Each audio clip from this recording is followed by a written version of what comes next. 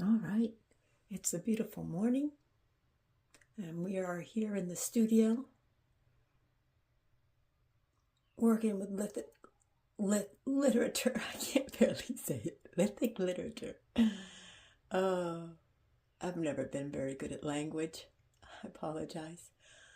But here, I'm just trying to. This is one of my other paintings working with this design. Just trying to work out, what the heck is going on here when I first started really working at it. But these paintings really have they change in quality. As I said, this is, all of a sudden look across the room and the light's just right. And all of a sudden it just, winks at me. I say, oh, the color, it came out okay. I'm in the background. I have the background in printmaking. So, we all know that intaglio black ink that we all die for. Which, seems awkward to me because it seems like there's a genre in painting where they just wanted to remove the color black. I'm not sure what this whole theory that, that black, maybe like the out of the tube color is what they're referencing. But, that vine black, that beautiful black, that becomes all the colors around it. You don't need to mess with that. And I love because I can find perfect places for it. So enjoy the black. I love it. But in any case, I just wanted to show you that a moment. Just because I haven't shown this one for a little bit. But that allows me to turn over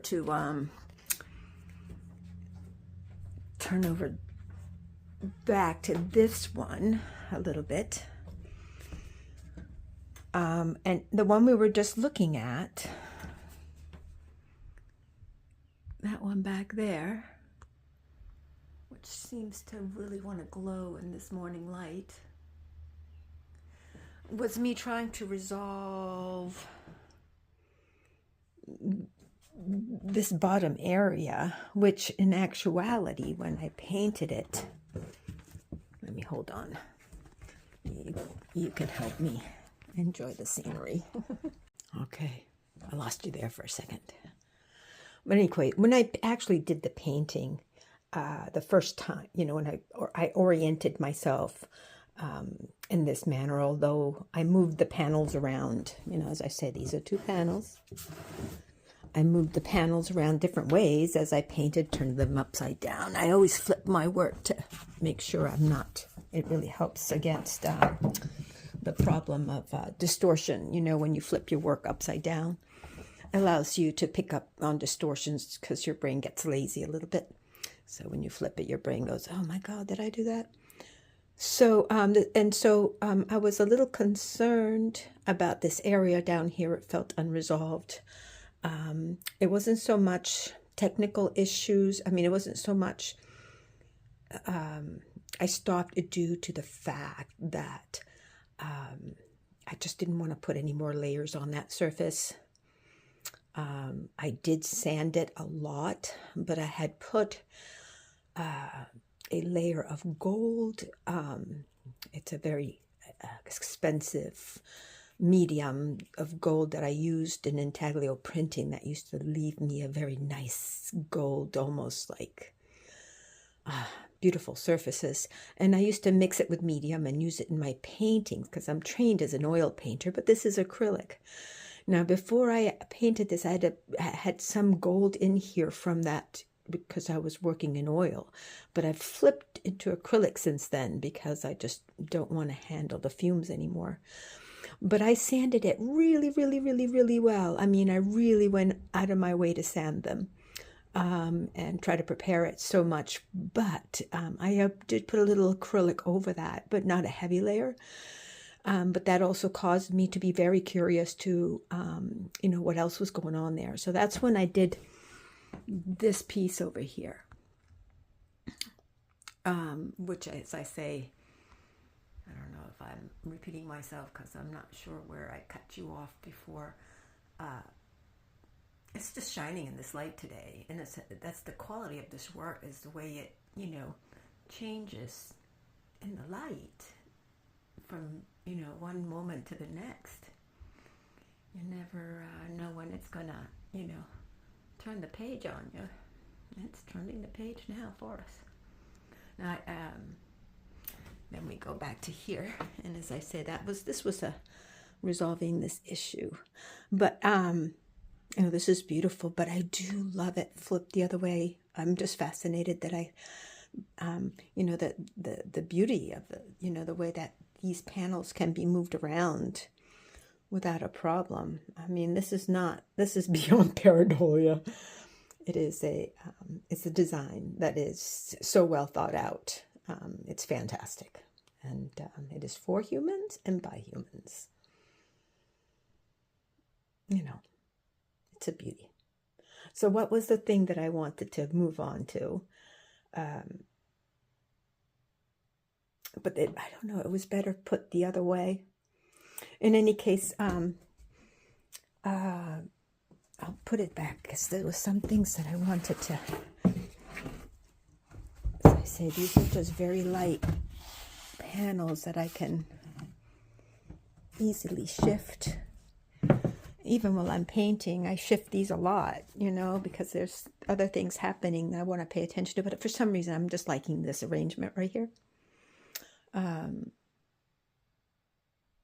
there were, every moment is new with these paintings. Absolutely. But it's like a meditation, before it all starts flowing, For example, back to the sports, just because there's sports here. And this is a modern piece. So this is modern baseball, and this is American baseball. This piece is based on a stone that I'm pretty convinced was held in the hands of a Native American recently, 19, he's got Larry Bird, he's got everybody in there. But here is the posture of a baseball player. And if anybody can make out who's playing, but it shows you how their whole body moves. The baseball player. It shows you their posture and how their body is preparing to move to throw the ball. You can see, in actuality, how he's holding the hand of the baseball and how he's going to throw it. And, you better be ready to bat. So you're standing here holding the bat, and here's the pitcher throwing you the ball. As I said, these things are full of stories. These are recently added on.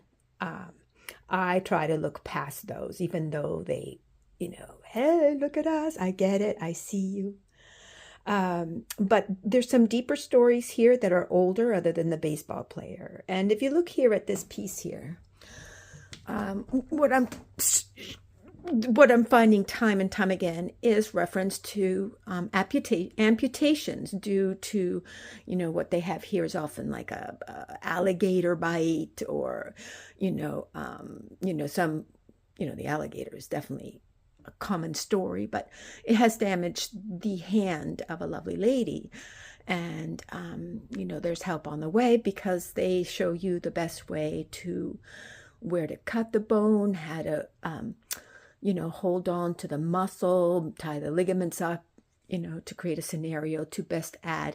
And what this is here, this is a prosthetic forearm for somebody who has a damaged, is an amputee. And this little thing is made most likely from a bone of the same size, or even, who knows, maybe cut of their own hand and bone, where they can maybe even graft a scenario. I have no idea. In any case, this is, you can look this up. There's other archaeological sites that were found with these type of, and they would take the end, where the joint goes on to, and carve it up enough to make like a little hand, so you can continue as a human using it for leverage, or like a, for, who knows, you can, replace that or add different tools to it, like, a hook or whatever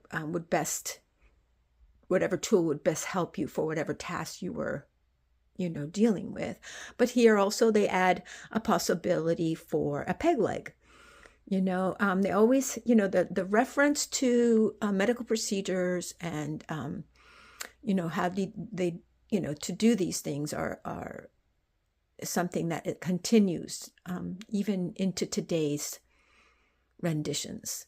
So, speaking of today, and it's funny how, I picked this stone to do a painting and it turns out to be full of modern material. Of course, I got it from a modern site, my own backyard. And this one here is one that I most recently did, but I am convinced this one, is, an American Indian. I wouldn't be surprised if I brought this to the Abbey Museum and spoke to someone, and at length we might be even able to tease out who this person was, because they were definitely active as Native Americans doing their craft, recording the history around them. And this one, on the other hand, is the European sister. And this has material that I found on a Venus that is supposed to be German, that's supposed to be Cro-Magnon, but it was before that was Neanderthal, and now they changed it to Cro-Magnon. And the painted pebble that was recently found is supposed to be Neanderthal with a little red fingerprint. And I've been looking at this and have, discovered that not the Venus ivory, and that's what I present the ivory in the orange warm tones, and I represent the stone, the pebble, in the more blue stone colors, which worked out really well. Whenever you're doing this work, if you can manage picking a possible color to track your subject matter, it really helps. But this is the piece that now we're going to talk about for a while. So I want you to lay your eyes on it for a little bit. Now, the thing we most recently talked about,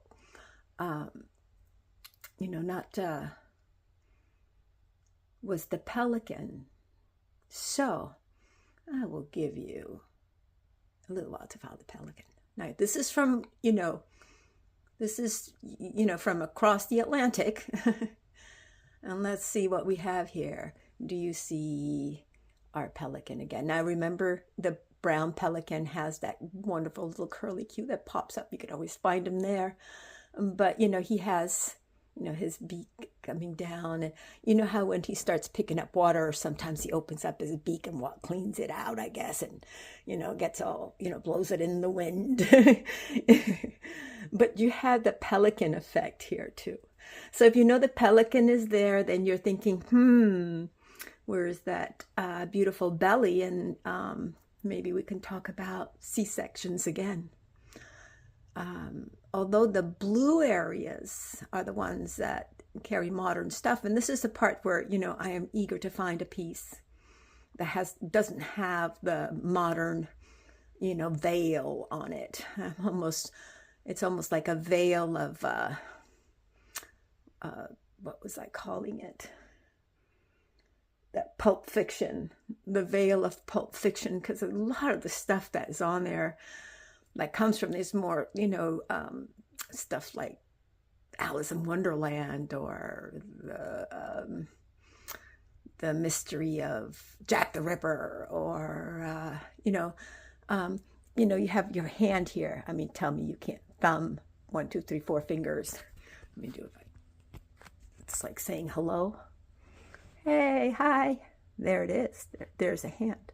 If you look in that hand, you also see there's a deck of cards, and then you start seeing more of the ideas behind what's going on here, and then you start thinking about tarot cards and that kind of thing. And, you have people saying things like, the past common comments are, Nothing's by accident. And, that's a gray area. I definitely have will, I do have will, whether they like it or not. But there's a element of the modern that at times makes an effort to rewrite history. There always seems to be, I think sometimes the Templar Knights were more about, adding their symbology to the design around the world as they traveled. They were Masons. This is what there was, amongst other things, of course. But there's always this thing about, who's who on the stones. It's man-made. I mean, they actually put a chisel to it, or a drill or a Dremel, or whatever you got. If you're a printmaker, you've got a lot of ideas how to make a rock talk. Printmaking's all about that. Oh yeah, here's one of my prints from long ago. I used I used some color rollers, and I was able to cut a stencil and sort of do like a hard roller over the leaves, and I was able to get some colors. But that one I sold, or I gave it to my mother, and she gave it to a friend, or it's out there somewhere. But this is a whole different story. So I will say goodbye and say thank you very much for joining me, and we'll talk more. Thank you.